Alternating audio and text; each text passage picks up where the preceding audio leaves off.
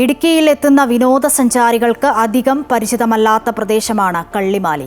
മൂന്നാറിന് സമീപമാണ് Rajakkad Kallimali view point.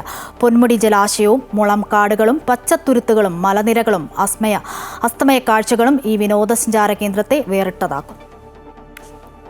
Idukki ജില്ലയിലെ തന്നെ ഏറ്റവും മനോഹരമായ ഇടങ്ങളിലൊന്നാണ് കള്ളിമാലി വ്യൂ പോയിന്റ്.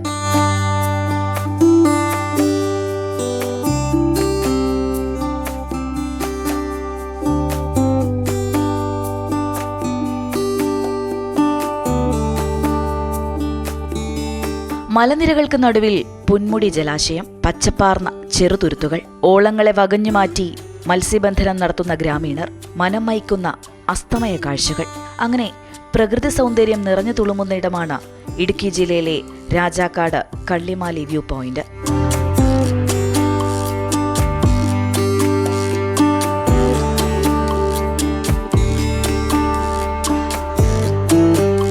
ആരെയും ആകർഷിക്കുന്ന ഈ പ്രകൃതി മനോഹാരിത അധികൃതരുടെ അവഗണന മൂലം വിനോദസഞ്ചാരികൾക്ക് അന്യമാണ്.